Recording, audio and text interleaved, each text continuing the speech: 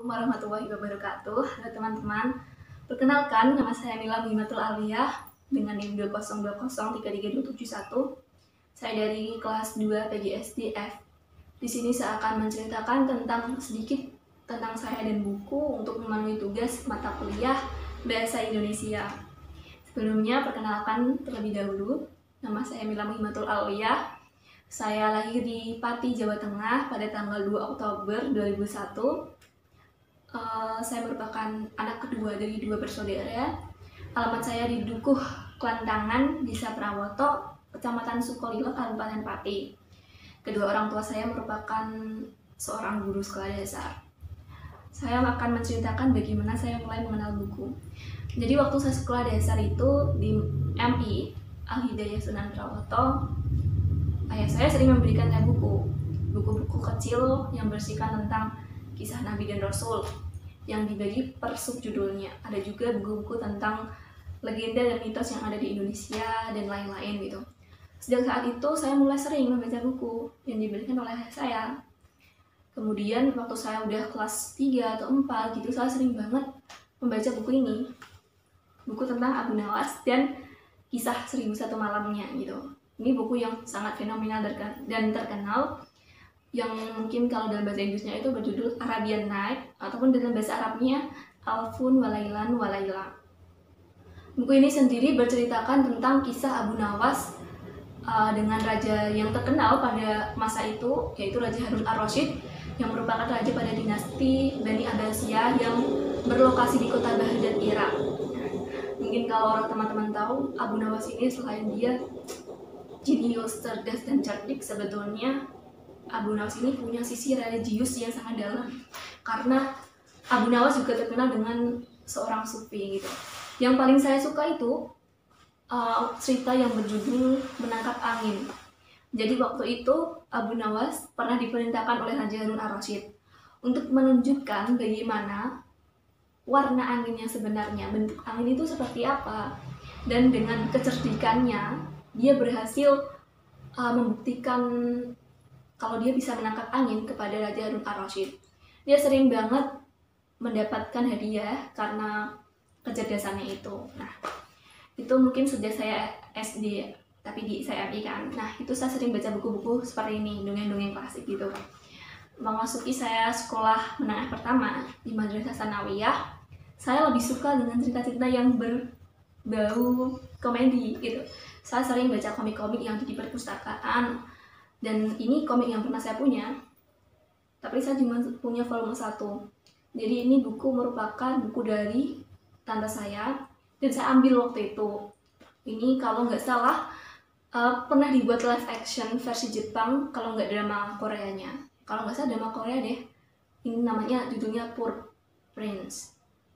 Biasalah, waktu remaja pada zaman itu kan suka sekali dengan kisah-kisah anak remaja yang menceritakan anak SMA gitu. Apalagi ini yang Poor Prince itu dia cowok-cowok ganteng yang terkenal pada cerita ini gitu. Saya sering banget waktu SMP itu bikin cerita-cerita seperti cerita fiksi. Apa ya judulnya ya? Saya lupa, tapi pernah beberapa saya buat di laptop. Kalau teman-teman saya itu dulu dipublikasikan di Wattpad, tapi kalau saya kan orang yang tidak terlalu percaya diri, jadi cerita saya tidak pernah saya publikasikan gitu. Setelah saya lulus dari Madrasah Sanawiyah, saya juga sekolah di Madrasah Aliyah melanjutkan. Di situ saya mulai beralih genre. Jadi waktu saya SD suka genre dongeng-dongeng, waktu saya SMP saya suka genre komedi, waktu saya SMA saya suka genre yang romansa itu, seperti bukunya Dewi Lestari yang Perahu Kertas, ada juga Mariposa yang diangkat dari webtoon, ada Melodiland yang diangkat dari webtoon, dan lain-lain. Waktu saya SMA, saya di Madrasah Aliyah, saya sering banget membaca buku yang bergenre-genre romantis remaja gitu. Pernah saya baca buku satu juga, banyak deh buku karya Ahmad Fadi yang berjudul Nabi 5 Menara juga, tapi di perpustakaan, jadi saya nggak punya bukunya. Ada juga karya Dewi Lestari yang berjudul Perahu Kertas, ada karyanya Habibur Rahman El Shirozi tentang cinta dan Islam, kayak Hijrah Cinta, Ayat-ayat Cinta, Ketika Cinta Bertasbih, dan lain-lain. Waktu saya SMA, saya baca buku itu nggak sesering waktu saya SD dan SMP. Jadi saya lebih suka menonton drama atau film yang mungkin remake dari buku tersebut daripada buku tersebut. Contohnya seperti buku karyanya siapa namanya dulu, Dylan, karyanya siapa saya lupa.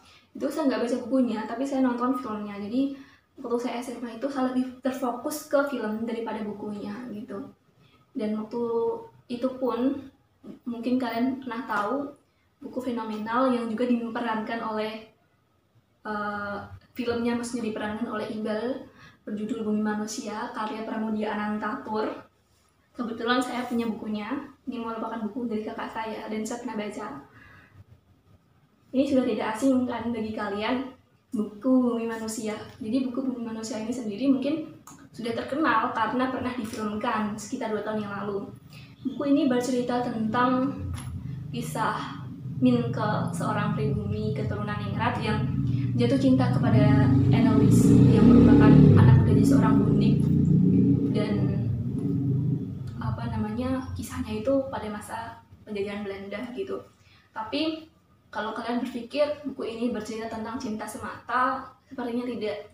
Buku ini memiliki nilai-nilai yang bisa kita ambil di kehidupan kita sekarang ini tentang bagaimana memanusiakan manusia, bagaimana cara menghargai perbedaan, dan lain-lain. Ini yang saya benar-benar, saya dulu awalnya juga kayak bukunya tebal banget gitu, tapi setelah saya baca akhirnya enjoy dulu.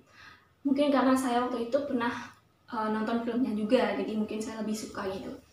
Selain itu juga, selain buku-buku ini tadi, saya juga sering baca buku-buku tentang buku-buku Islami bertemakan seperti Gus Dur dan lain-lain, tentang tokoh-tokoh Nahdlatul Ulama dan lain-lain.